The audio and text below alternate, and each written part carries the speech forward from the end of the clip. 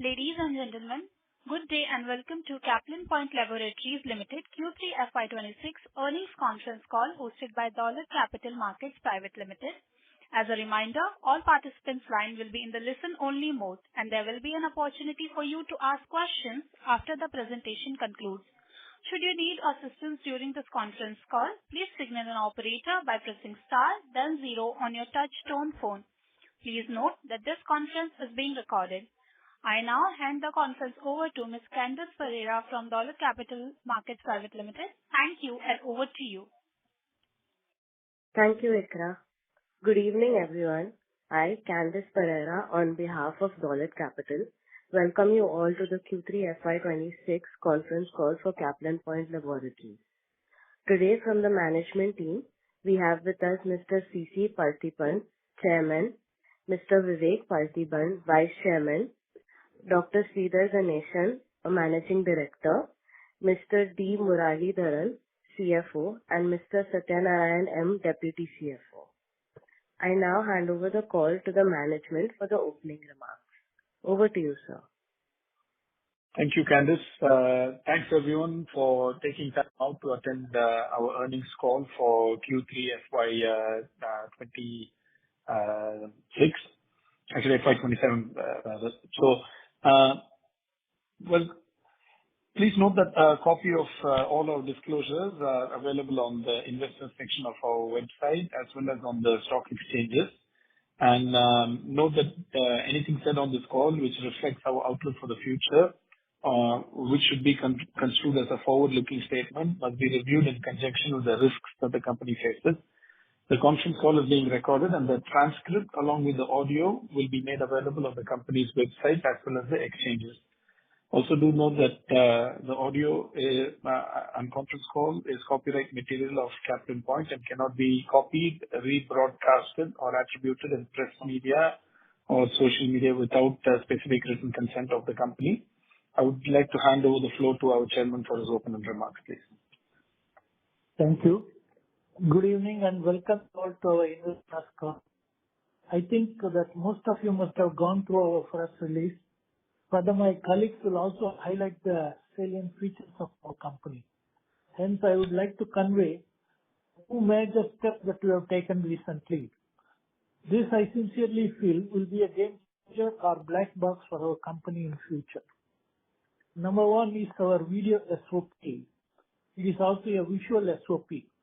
Acts as a visual hammer to replace the verbal cues. Our video SOP will convert invisible execution into inspectable evidence for compliance, and also this will enhance productivity. In pharma manufacturing, non-compliance is not training failure, it is an execution visibility failure. Pharma factories run on SOPs, which is their traditional textbook one. Compliance is demonstrated in seconds, which leads to issues. Hence, Caplin converts current SOPs into visual scripts that shows best practice actions in step-by-step details. We also included regional languages for our factory workers. We further have plans to use videos to celebrate the best performing operators as role models. The remote control online monitoring of over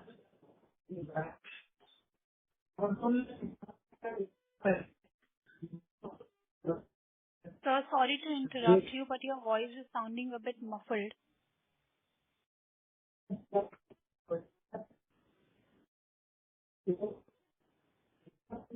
Hello?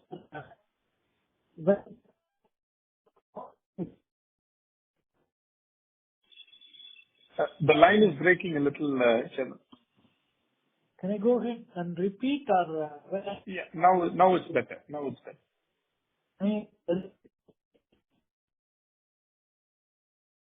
Hello? Yes, hello? Now it's better, please. Yes. Repeat hold. I have to start. Repeat hold. Okay. Can you continue? Yeah, continue, please. Hello. Have you to repeat the whole thing? Where exactly, they were not in a position to say. No, no, only in the last 20 seconds. Only in the last 20-25 seconds. Yeah. Let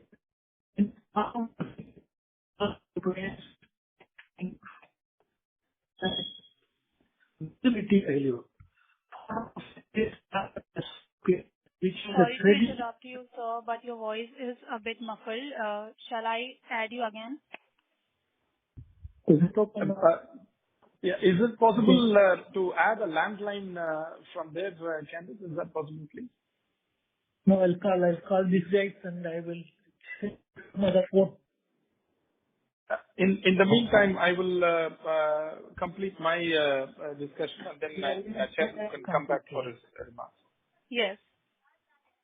Okay. Thank you, Chairman. So while we wait for the line to get cleared up, I'll provide a little color on the latest developments, especially when it comes to the regulated markets, specifically Caplin Steroids and also Caplin Steroids USA. We've had another good quarter of growth in the U.S. entity, U.S.-focused entity rather, and with growth in both product revenue and also profit share and milestone revenues. And it is a good mix of 75/25 at the moment, with product revenue bringing in 75% and milestone and profit share bringing in about 25%. This trend has been very consistent in recent quarters, and there were a few questions that were raised by investors themselves when we decided to take the front-end route and then launch our own label over there. But this goes to show that this was a decision, and hindsight was a good one. We have also been receiving consistently good number of approvals from the U.S., and the latest one was a complex suspension injectable product named methylprednisolone that we got an approval within first cycle. Quite glad to share that, our approval timelines are between 14 to 15 months on average, compared to industry timelines of about 20 months. We've also had first cycle approvals for emulsion injections and emulsion ophthalmic products as well. And this not only goes to show the progress that we have in R&D and regulatory domain, but both these products that we have had recent approvals for have been launched in the market and has been consistently garnering higher market share quarter on quarter. So even from a productivity and execution standpoint, we've been delivering. We also have another 10 products pending review with FDA, and we expect these products to come through within the next few months. So we'll be having close to around 65 ANDAs approved under Caplin's name within a short period. So with all the new approvals coming through, obviously it looks like it's going to be a hectic next few months, but in a good way. We have also acquired around 14 ANDAs from outside over the last few months, and we are actively working on bringing these to market sometime in the next year. So not only 2026, but 2027 also looks like it's going to be an exciting year for Caplin Steroids. Because of all the activity that is happening with new products getting approved and launched, and also some of the acquired products being activated, we understood that our vial lines, which are line 1, 2, and 5, are going to be busy over the next few quarters. So strategically, from development pipeline, what we have done is we started focusing more on line 3 and line 6 when it comes to scale-up and submission batch products.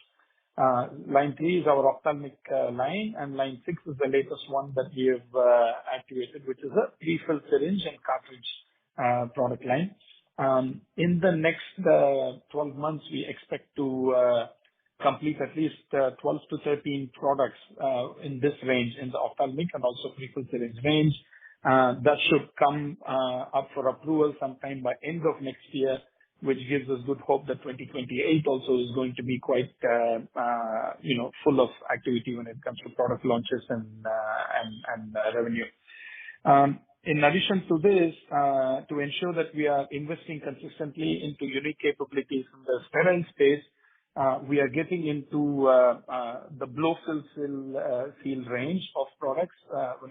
So we just placed an order with one of the best manufacturers in the world from Europe named Romalab for this machine. It's a state-of-the-art, completely integrated machine that is capable of manufacturing products at very high levels of compliance and speed in the blow-fill-seal range. We have taken on around 14 products for development in this space, and we expect the first products from this line to get approved sometime in late 27, 28 as well.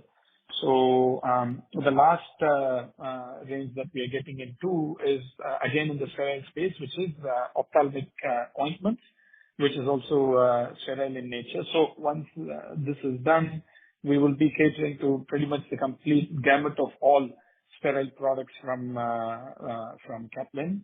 And to cater to this significant pipeline of products that are being developed, we are fast-tracking our completion of phase 3, which is internally what we call as Caplin One Labs Unit 2, which will be housing eventually 8 product lines, of which we are going to start by early next year with at least 5 lines active. Out of the 5 lines, 2 are already completed. 3 more will be completed by September to October of this year. Taking into account all of this growth and development, we knew that, compliance is something that we need to consistently innovate on as well. So, of course, Chairman will cover that in his remarks. But in the midst of this all, we've completed our EU GMP audit and also a Saudi FDA audit with no critical observations. And we're happy to inform that, our consistent compliance record stretches out even further, and it's going to get better. One word on the US label. As I said in the beginning, we are very pleasantly surprised with the progress that we are making with our US label. We are nearly at $10 million in revenue since inception last year, and we have been able to do this without, slashing costs, or we've just been disciplined with the strategy of keeping the products closest to the customer, and the general shortages and supply chain efficiency that we are able to demonstrate is bringing these revenues in. This is how we have built our Latin American business, which is by keeping products closer to the customer, and the same thing is continuing on in the US as well. For Caplin Steriles and Caplin Steriles USA, we expect high double-digit revenue growth in the next years onwards as well. Couple of more updates from our side is that our Vizag API plant, which is going to be by and large used for backward integration of filing our own DMFs for our ANDAs that are in the market, has already scaled up 3 critical APIs, and we are targeting at least 2 to 3 more APIs to be scaled up on a monthly basis from this site, and expect our first DMF filing from the site by end of this year.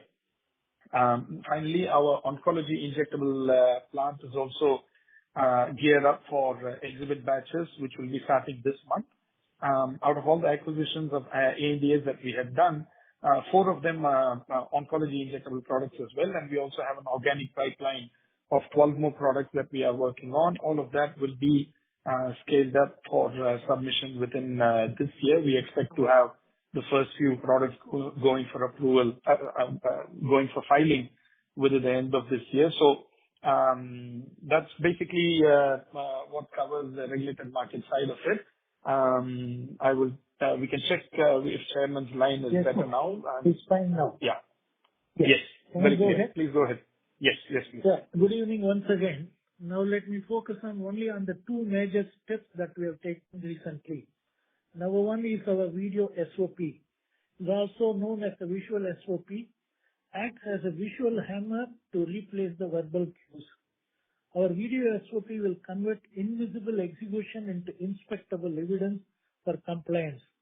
In pharma manufacturing, Non-compliance is not a learning failure or a training failure. It's an execution visibility failure. Pharma factories run on SOPs, which is a traditional text-based one. Compliance is demonstrated in seconds, which leads to issues. Hence, Caplin converts current SOPs into visual scripts that shows best practice actions in step-by-step details. We also included regional languages for our factory workers.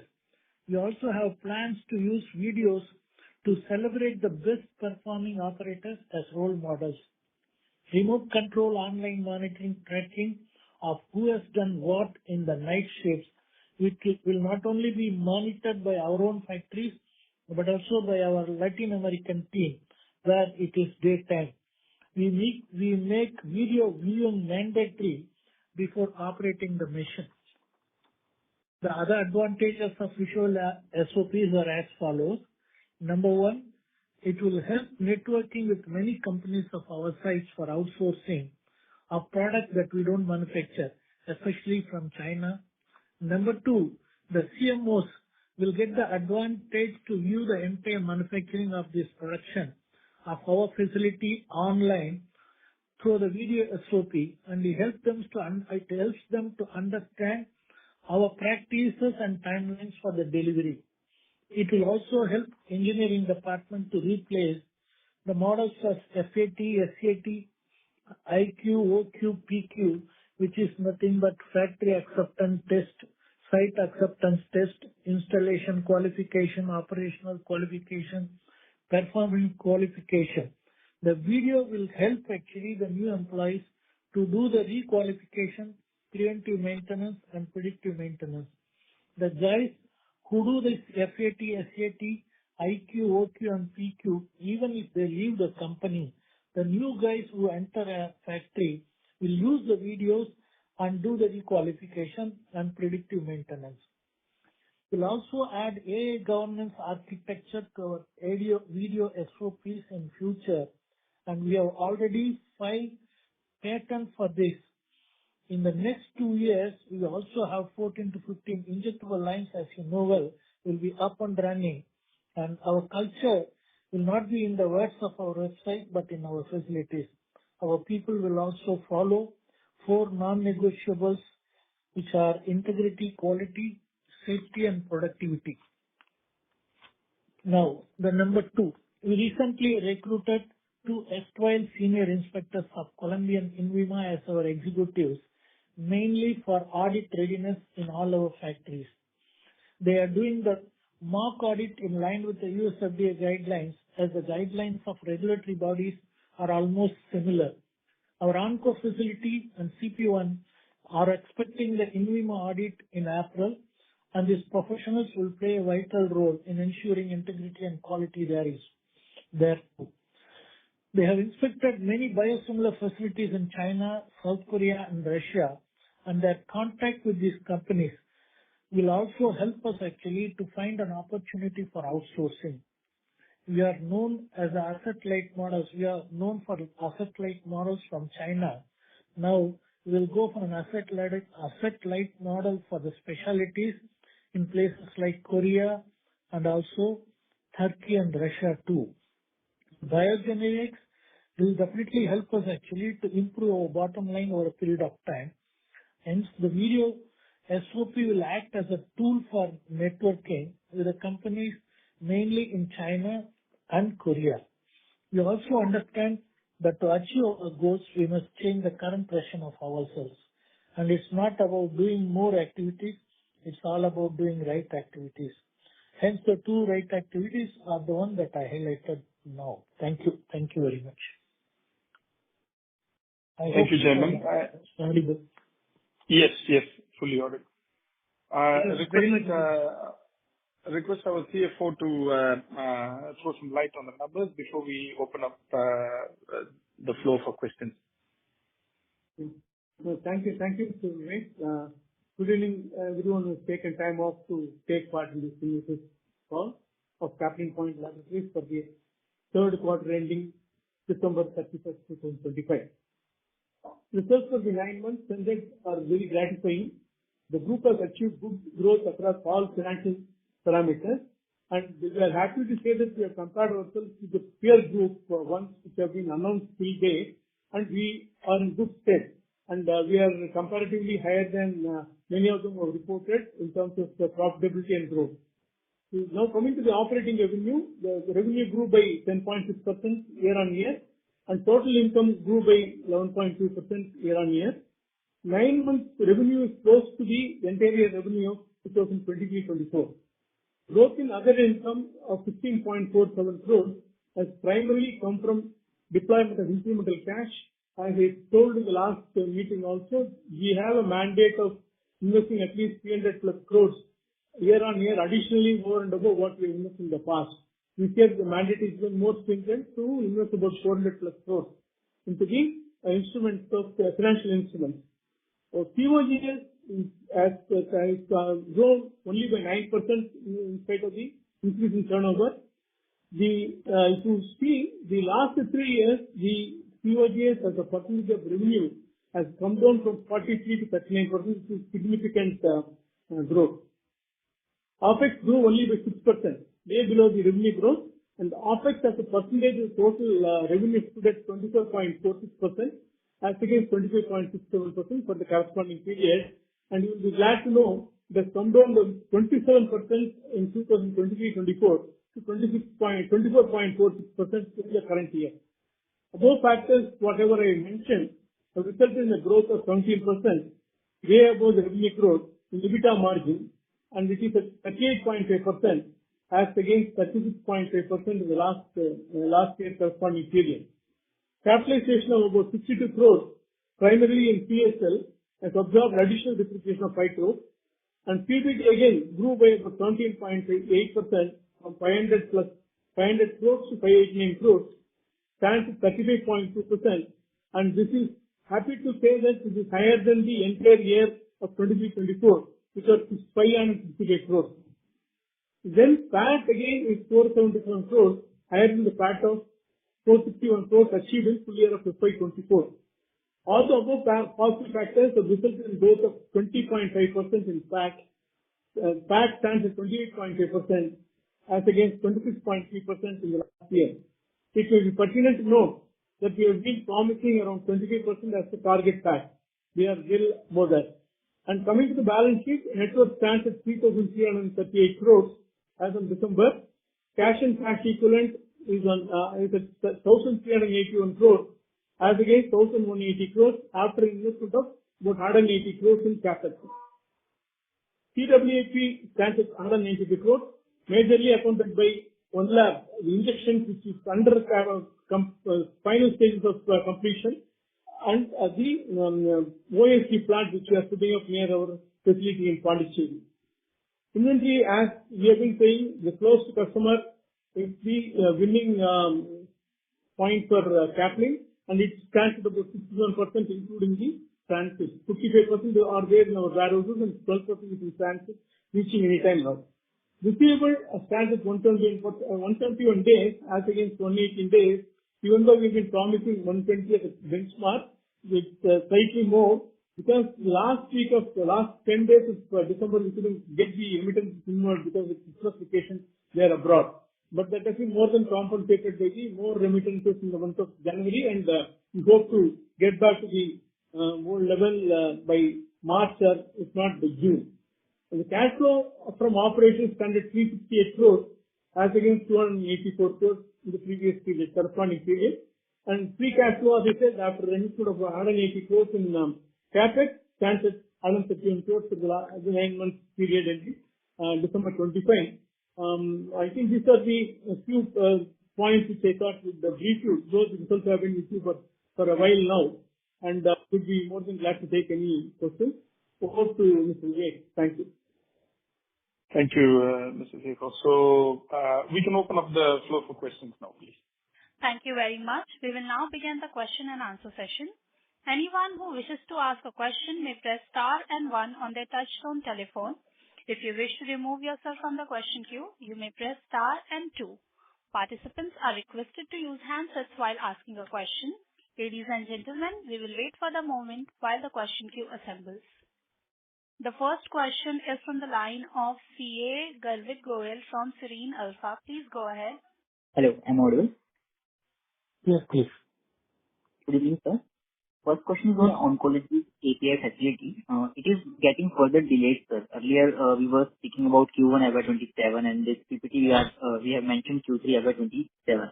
While I understand that we are doing the CapEx via internal accruals and all, but sir, these delays are now going beyond the normalcy. I'm sure, like an efficient and experienced capital allocator like you, this must be in your mind because ultimately we have to grow the business. So for that we need the assets at the right time. So what is your view on it, sir? Like why are these delays happening on a consistent basis? So that's my first question. Okay. Can I give you the answer to this one? Okay. Delay, yes, it's happened. But in the current context, what is important actually is not the delay. It's not totally denied actually. It's not a denied opportunity today. It is fully completed, and that too when we get into the next level, that too for the regulated markets. This facility is ready for the US FDA actually. And we are also planning to go for 10 to 12 injectables at a time in the form of filing and invite the US FDA inspector for audit. Hence what happens, you are aware that sometimes the facility completion, it takes its own time. It may be because of various reasons. The reason one here, I would like to say like this, the ecosystem in actually Tamil Nadu has not been extraordinary like what do you call Hyderabad or Bangalore or Vizag or Ahmedabad or Mumbai. Hence, it also gets delayed. That's one reason. At the same time, as you rightly said, the money is not borrowed. There is nothing in the form of actually interest loss. I won't say there's an opportunity loss also because sometimes it is for a greater good which is difficult to understand. What is not obvious many a times actually it will create some tangible opportunities also. Yes, please. So one other point also, Garvit, is the API units are going to be only for backward integration. But remember that we are not really relying on our own API as the first source. This is going to be a second source. So even if the API units get delayed by a further 2 to 3 quarters also, which will not happen, but even if they do happen, it's not going to be materially of any effect to the company because our R&D and our filing continues to happen despite it being our own API or from external API.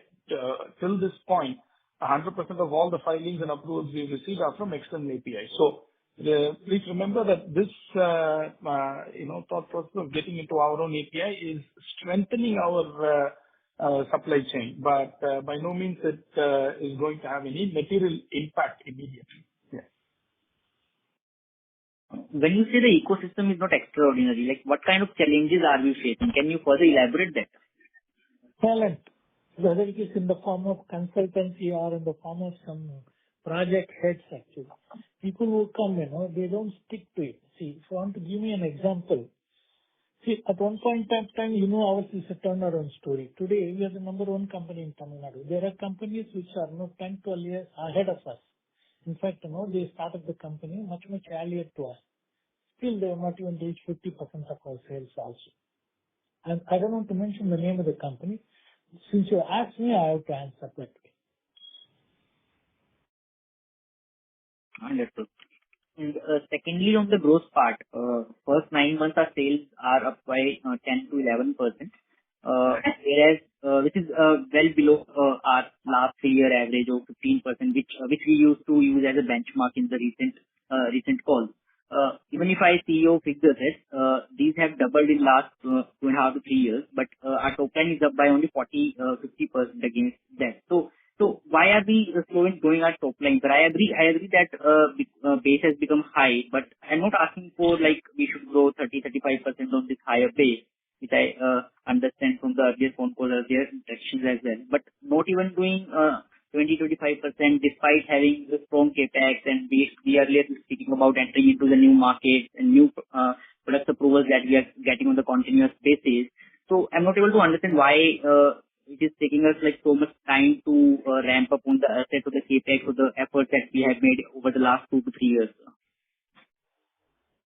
Vivek, can you answer please question? Yeah.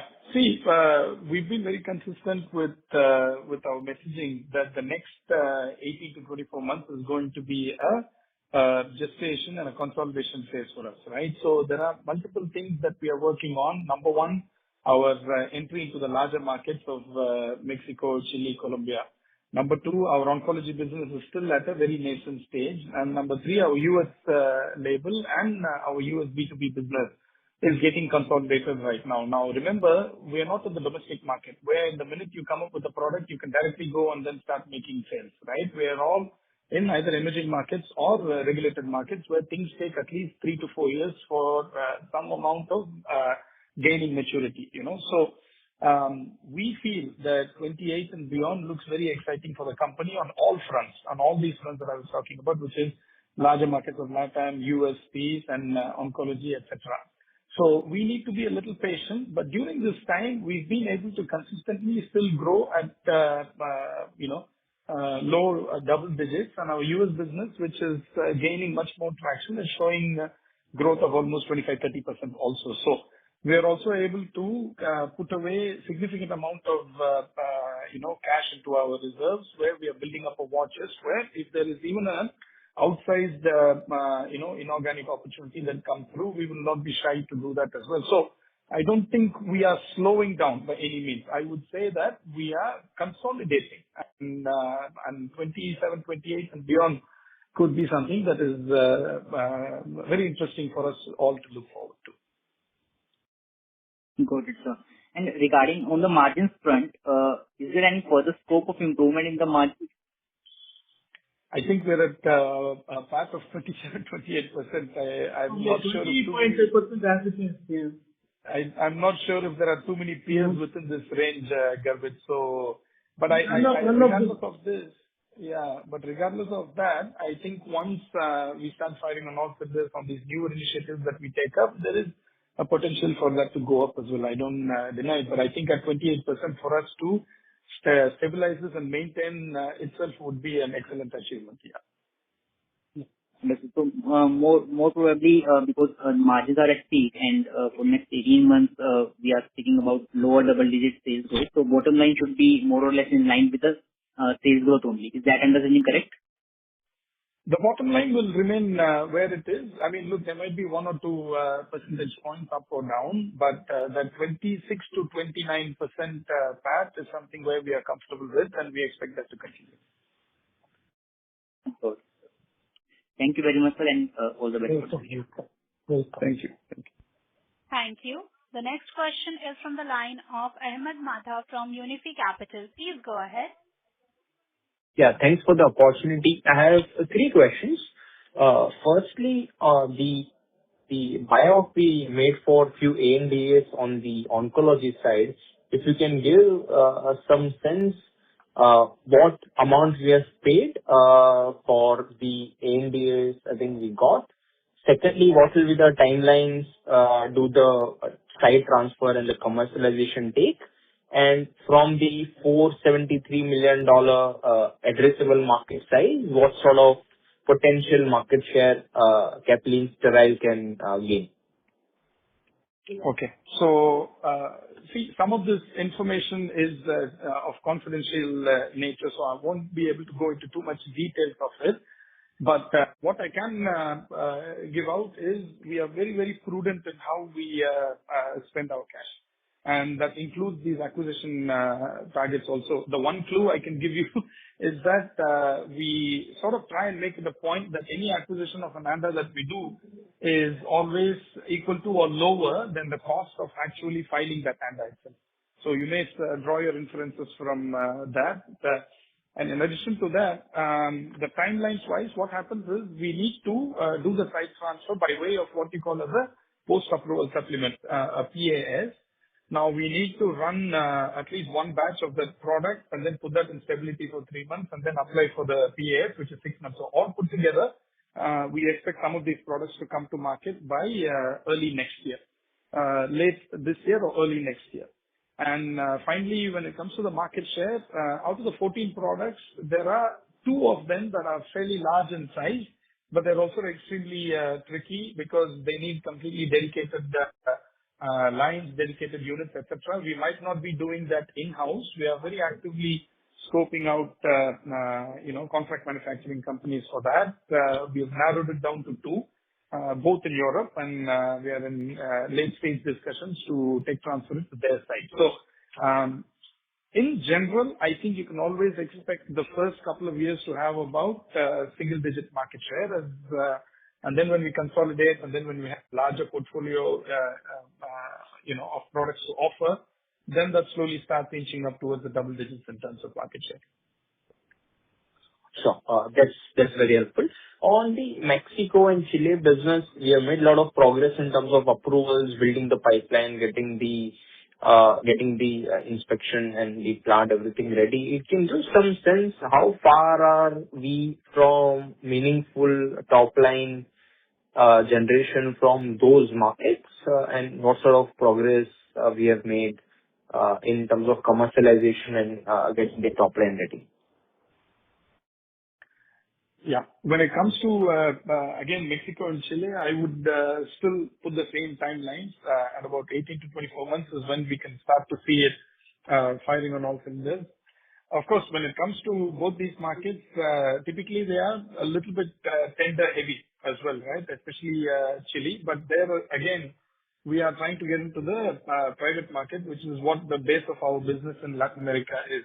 We've been more than 80% of our revenues from Latin comes from the private market, which is what we are trying to do the same in Mexico and Chile as well. Chile is a little bit further ahead compared to Mexico because we've been in Chile for some time now, but mostly on tenders. Now we are getting into the private market, and the same for Mexico in 2026 as well. So I would still say that 18 months is a good timeline for us to see something meaningful on the top line to the parent company. Sure. Lastly, on the P&L, if you look at the operating cost, it has been very stable for last few quarters. We have made progress in the top line growth gradually. I'm just curious to understand that despite the new plants coming in, both the plants has got commercialized, I think, in the last 3-4 months, I'm assuming. And top line growing gradually, the cost has been broadly steady state. Would you like to help us understand what sort of explains that? I'm not fully clear on the question. I think CFO will be able to answer to this. Yeah. I'll put it different way. If I look at last year, the operating cost, which was apart from the employee cost, was about 89 crores. This quarter it is about 88 crores, and we have grown top line by 10%. So broadly, the costs are similar. We have grown top line by 10%. While we have also commercialized new plants, which I'm assuming will have incremental costs coming in with hiring and other initial OpEx costs. So I'm just curious to understand what explains that the costs have not gone up despite top line going up and new plants getting commercialized. I think. Can I answer this? Yeah, go ahead, CFO. Yeah, correct. So a couple of years back when we were in the same meeting, we were asked for the lower turnover return cost. We have built the infrastructure, we have built the everybody, as rightly said, the employees have all been recruited for the enhanced capacity. So I also, as mentioned by one of the previous speakers, that most of the projects are in the final stages. Nothing has been put to operation yet.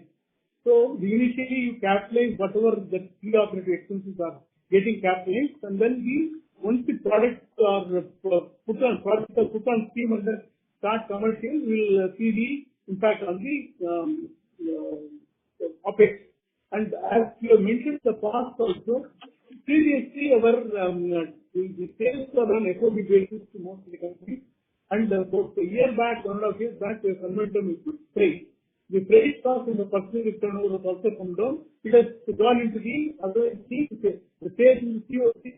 It used to be COG as in the past. Okay, it has now it is it has become operating cost. So there are some rearrangement Sorry to interrupt you, without sir. Sir, your sorry. voice is a bit muffled. Am I audible now? Here? Yeah, it's better now. Yeah. Oh, fine.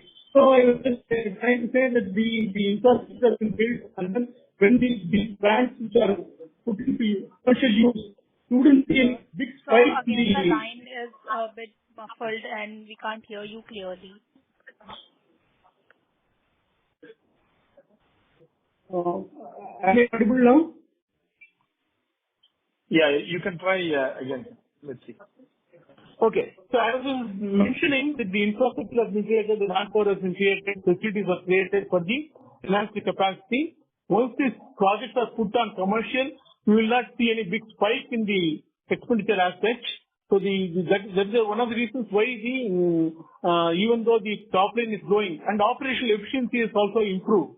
As I said, the productivity has improved. That is also giving a room for a percentage, as a percentage of revenue. The OpEx is either lower or around the same level. Sure. Got it. Thank you so much. Thank you. The next question is from the line of Srinjana Mittal from MS Capital. Please go ahead. Hi, thank you for the opportunity. Just one quick question.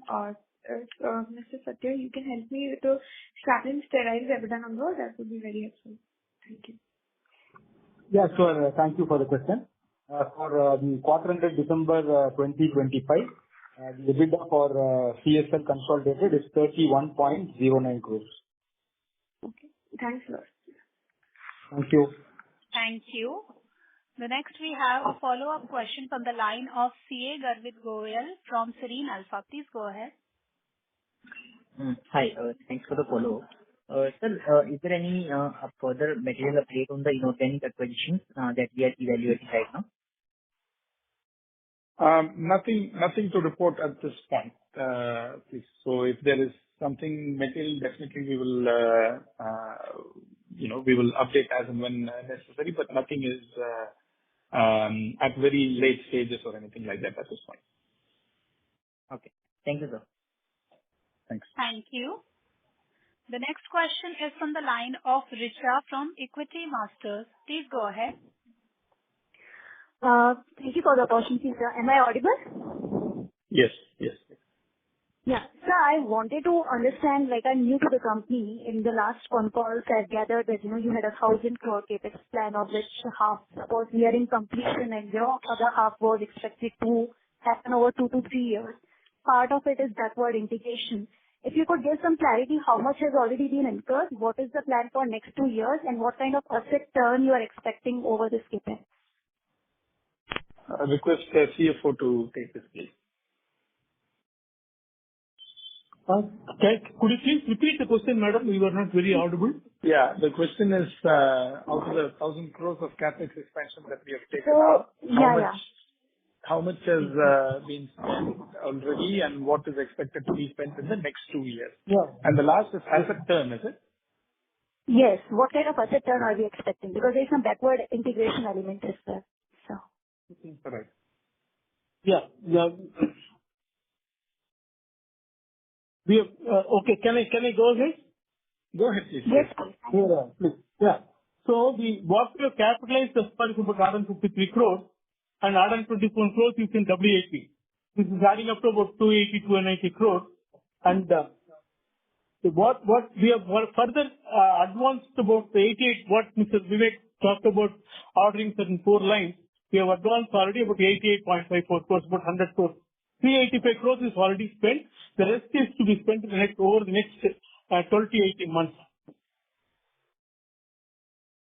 Okay. And asset turns also, if you could, give some clarity. No, asset turn depends on when these projects get capitalized and start earning revenue. I understand. Let's say over 3 to 4 years, I was asking that, because some of it is going into backward integration as well, so it might look very different from your historical turnover. So at maturity in 3 to 4 years, what kind of asset turns do you expect over this CapEx? It will be difficult to predict as of now because our asset turnover doesn't directly it's a denominator with numerator because as Caplin also put it, we are into asset light model also. So we are working with various CMOs, CDMOs and whatnot, and then that will give me a top line where without any contribution from the plant. So we are mixed and also we are investing heavily into R&D. So which would not directly give to the commercial operations. So our existing products are the companies are mix of both asset light model, R&D heavy, and then project based. So it will not be lower than what we are today. Okay. And also, I think much of it will depend on the kind of product that we do and the market positioning for those products and when they come to market, etc. So typically for a multi-product facility, typically for a facility that focuses on, for a company that focuses on different kinds of markets, the asset turn is something that is difficult to really pin down. I think it's more, if I'm not wrong, I think it's more applicable to an API industry rather than formulation. Okay. So one more thing, how should we look at the tax rates? Are they going to stay where they are or, inch up? Yeah, again, request CFO to take this, please. Yeah, tax rates, we have been telling that we have some avenues and we are at about 21%. We expect that to be around that in the coming years as well. Okay, thank you so much. Thank you. Thank you. Anyone who wishes to ask a question may press star and 1 at this time. We have the next question from the line of Caplin, an individual investor. Please go ahead. Yeah, thank you for the opportunity. First of all, I'd like to place my appreciation for the chairman and his entire team for doing a fantastic job. I've been invested in this company for the past few years, and I've seen that quarter-over-quarter, you guys are delivering revenue growth, margins, cash. Everything is fantastic. Sometimes I feel it is too good to be a true story, but it is what it is. So really, my appreciation for the entire team. Thank you. Now, coming to my query, my question is for the 9 months, is it possible to provide the revenues for the Chile market? Yeah. Chile market, what is happening there, as has been told actually by Vivek, this is a market where, it's all tender heavy. Like 75 to 80% is tender and 20% is private market. And very recently we told our guys to actually focus on private market. And the first month itself, they have done some $100,000 business. Although it's not huge, it's really good actually for a market where, people focus only on the tenders. So hopefully the revenues are there, but the issue is this market being a tender market, and then, the import duties are very high, and the payments also from the government, it comes little late compared to some other countries. Starting from this month or next month, we are likely to do around $200,000 to $300,000 of remittance. We are likely to get it from Chile. That's what I have been told by our people in Chile. Chile takes time, but once we complete the OSD, we have completed more of injectable. Injectable goes only into the institutions. Private market, of course, as you know well, we should sell more of OSD and other products. But of course, now only we are submitting some products for registration. Hopefully, in the next 1-2 years, we will do very well in Chile. Okay. Thank you for this. Thank you. Yes. Thank you very much. Sure. Thank you. And the other query I have is on the US margins. Now, when I look at your segmental figures for the 9 months, the figure is about 323 crores for the US market revenue, and the profit before tax is 34%. So I just wanted to know that right now the margins look about 10%, but going forward, is this likely to inch up? I mean, in terms of the margins for the USA business, is it likely to go up in the next few quarters and few years? Yeah. Coming to US business, I would like to say something afterwards. Vivek will actually brief the host. If you look at actually injectable facilities, whether it is in China or US, we are always big boys game. In 2 years, we will be in a position to complete 14 to 15 lines exporting products to US, which is, of course, it's not that easy. And we'll be one among the 4, maybe 3 or 4 from India.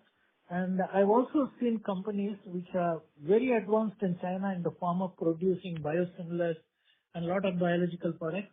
Hardly 1 or 2 companies concentrate on US market. It is also true compared to other markets, this is not that actually lucrative. But why you will have to get into this market? Because this is the biggest market in the world. If you can create many lines, like 14, 15 lines, then what will happen? You are part of the big boys game.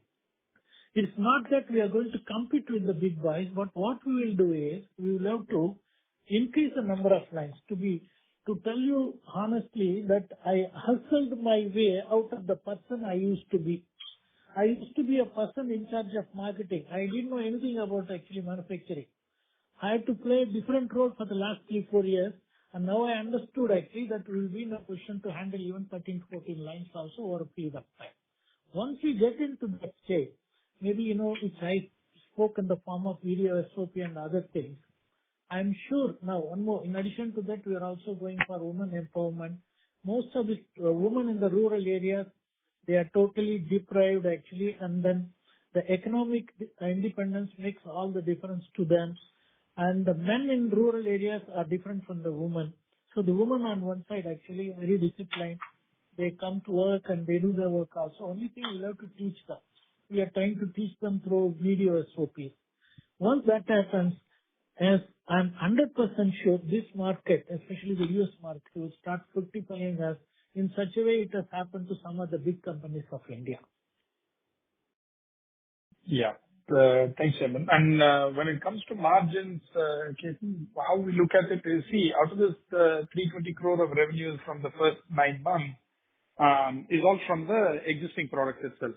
And some of these products are what others would call as slightly commoditized kind of products, So despite that, we've been able to have a fairly decent EBITDA number, a fairly decent PAT number. But remember, all of these acquisitions that we have done for the ANDAs, all of this R&D work that we do, everything gets expensed out. We don't capitalize anything. So there is a bit of a drag because of the plans that we have for the future. Over a period of time, especially when some of these newer products, et cetera, come through, you will start to see the bottom line numbers go up. In fact, even now, I think we are quite comfortable with where they are, but this will definitely start to go up. And 2028 and beyond, as Chairman said, when we have 13, 14, 15 lines, your expenses start to cap out after a bit. And every additional revenue that you have will be a direct impact to the bottom line positively. So we'll have to wait it out a little bit. We are happy with where it is today because we know that this is in addition to all the drag that we've had in terms of the R&D and the inorganic ones, etc. So it should only go up from here. Yeah. Thank you for the responses. And once again, my deep appreciation to the entire team at Caplin Point. Kudos to you. Keep up the good work. Thank you so much. Thank you. Thank you so much. Thank you so much. Thank you. Thank you. The next question is from the line of Sachin Kasera from Swan Investment Managers. Please go ahead. Good evening to the entire team at Caplin Point. As mentioned by the previous participant, congratulations to the team for the consistent performance that you have delivered even in difficult times in the last few years. So that's a great job by us. Just coming back in terms of the current opportunity and the growth that we're talking of. So the presentation mentions that Chile will be in the top 5 markets in the next 2-3 years. So can you just quantify, give us some sense, if not an absolute number? So when you say top 5 markets, are we talking like $10-15 million type of revenue? Some sense on that when you say the top 5 markets for us in the next 2-3 years? $10 to $15 million per year definitely is possible. Maybe we will even actually go beyond that one. That is for sure. If you look at 1 or 2 companies who are from India, they have been doing a very good business in the form of 1 to 1.5 million. But again, they all have more of OSD in the form of like 80 to 90 products, whereas we have more of injectables. You are aware that we manufacture injectables for the US market, and we are also focusing on OSD now. Plus, our oncology facilities also in the next 2 months will start the commercials. We are planning. We are also doing some BBA studies for the oncology products, which of course we will submit for registration.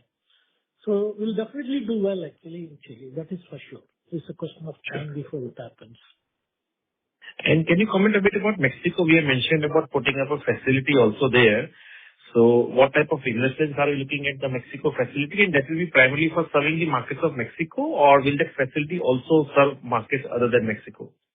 Mexico, there is an advantage for the local industry. They give 10 to 15% advantage to the local factories for the supply of supply to tender business. That's one of the reasons we are keeping this facility there. Second, these are the products actually where the transportation cost also is quite high because ointments and others. We may even go for liquid orals also there. We'll be transporting water from one continent to the third continent. It's ideal to start a factory in this part of the world because the cost of production will not go high because of the other factors which I mentioned now. Second, we also get an advantage of supplying to the tenders with 10-15% additional margin. And third, we always believe in catering to the private market, especially to the bottom of the pyramid. I'm just waiting for the first inspection to be completed here from the US FDA. After that, I'll go there to Mexico and see how exactly the market responds. The initial work, I always used to do it afterwards. The vice chairman, who happens to be my son, used to take over. I'm just waiting for that to happen. But any sense in terms of the type of investment we are looking in Mexico, broad range in terms of the capex plan there? The investment may not be very high for ointments and liquid orals. It will be in the region of 100 to 125 crores. It will not be more than that. And most of these products, there is nothing in the form of bioavailability or bioequivalence or bioavailability. So once we complete the project, we'll be in a position to get into the market immediately. Sure. My next question is regarding GLPs. You have mentioned that we are developing our own GLPs and some of them we are doing some sort of a tie-up with the Chinese companies. So next 3 to 4 years, what is the type of opportunity do we see that? Can it be like a very meaningful contribution to overall revenue and profits? In the next, are you mentioning about the next 3-4 years? Yes. We will definitely do well in the next 3 to 4 years' time. The kind of investment which you make, it is not an investment which is very shallow. Like we are investing in hard assets. The assets actually will definitely fructify over a period of time. Already, we are on 50 doses in our CSL. And in the next 3-4 years, you'll have 100 plus, maybe 125 ANDAs. In addition to that, you will also go for global doses from that facility. And then, we are also in the process of completing another facility. I'm talking of the APIs, both API, not just for captive consumption. It will be a vertically integrated company like any of the big companies. The only difference is most of the big companies, their API volumes are quite high, whereas ours is for the captive consumption. But these big companies also, they slowly move actually from one area to the next area. But the companies of our size, they will not get into the space. There will be hardly few companies. If you look at the injectable companies, most of the companies that you see in India, either they are big or people who are into CMO business. We are not into CMO business. We are like big people. Big companies. We are following the footsteps of big companies for manufacturing as well as, filing the ANDAs, filing the dossiers also for ANDAs. So we are sure to actually do very well, not only in US, but also in Latin America and rest of the world too. Thank you. But sir, my question was more to do with GLPs. We have mentioned in the press. Yeah. So when it comes to GLPs, Sachin, we are entering into the smaller market in Latin America to begin with.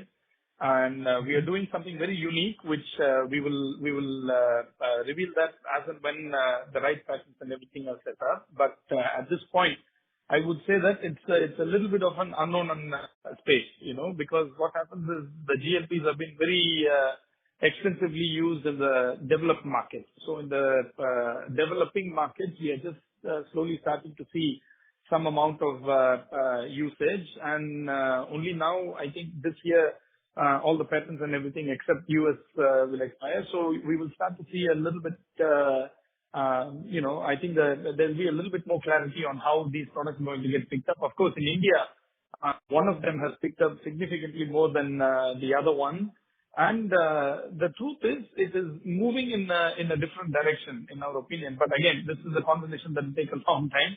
I would say that we would be in the second wave of people that start to commercialize it, not in the first wave. Sure. To be honest with you, that might actually work out better for companies like us to be in the second wave rather than the first wave. Sure. Just one question on CapEx and also linked to that in terms of our overall in-house also production. So once we complete this CapEx of 1,000 crores, from what I understand, right now we have a model whereby we partly manufacture in India and partly we get it outsourced from China. So how do you see that mix changing? Will it remain the way it is right now, or in the next 3 years, is there going to be a change in terms of the mix between what we produce in India versus what we get it sourced from China? I would like to say a few words on that one. If you look at China, we will now be able to compete with them in cephalosporin and penicillin area. And we have been sourcing products of penicillin and cephalosporin from China, and we will continue to source from there. If you look at again biosimilar, they are much, much advanced. Even GLP products, the API at one point of time, it was actually $500 semaglutide. Today it has come down to $80. So this is a market where they can chase the economies of scale. And some areas we will not be in a position to actually compete with them. It's better to join somebody whom we can't compete with. That's one. Second, how the change will come maybe in 5 years from now. The most important thing one has to worry about it actually, not this one, how the AI will impact the industry.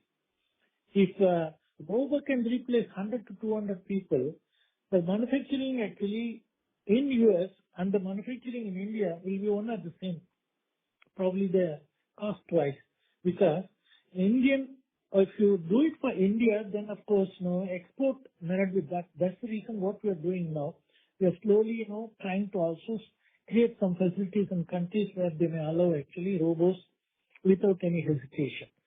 So this is one thing which is the most important one than any other things, because we are also thinking of fill finish biosimilars. We are also thinking of various areas where India is positive. India, of course, India-centric products. We are trying to do China-centric products. We are following the asset-light model. So fair to assume that 60-40, which is in-house versus outsourcing, probably could become like 65-70% in-house and 30% outsourcing, because we are doing almost 1,000 crores capex. Yes. So that should mean that going ahead, we are able to produce more in-house rather than outsourcing. You are right. It will happen. But again, what we will do is the outsourcing part from China we don't want to reduce it. The reason being, we are outsourcing from big companies, and then we are outsourcing again actually products which cannot be actually manufactured that cheaper in India, coming to the cephalosporin and penicillin. And even if you want to go for a biosimilar facility, it is better to test the waters in the form of full finish rather than going actually for a factory from the scratch. So we will have some collaboration with the Chinese partners and continue to do the business in the form of asset-light model. What you said is true. The 60-40 may even go actually 70-30. And just one last question. Once we complete this 1,000 crores capex, are we going to look at another round of large capex, or then for the next 2-3 years the capex intensity is going to come down? See, what will happen probably is, we'll have to think of actually meaningful inorganic growth after that. This can be in the form of acquiring the products, can be in the form of acquiring a distribution company, which will help us in the private market. It can be in the form of acquiring some companies where there will be a value addition for Caplin Point. But sure, but not too much in terms of manufacturing. Manufacturing capex will go down. I don't think so. It will come down. It will go down. Great, Chairman. Thank you so much and all the best. Thank you so much. Thank you. So much. Thank you. Ladies and gentlemen, that was the last question. I would now like to hand the conference over to the management for the closing comments. Thank you, everyone. Thanks for taking time out to join the call. It was excellent interacting with all of you as usual. We hope to stay in touch with each and every one of you. Thank you. Thanks to all of you. Thank you so much. Thank you. Thank you to Dolat Capital and your team as well, please. Thank you. On behalf of Dolat Capital Markets Private Limited, that concludes this conference. Thank you for joining us, and you may now disconnect your lines.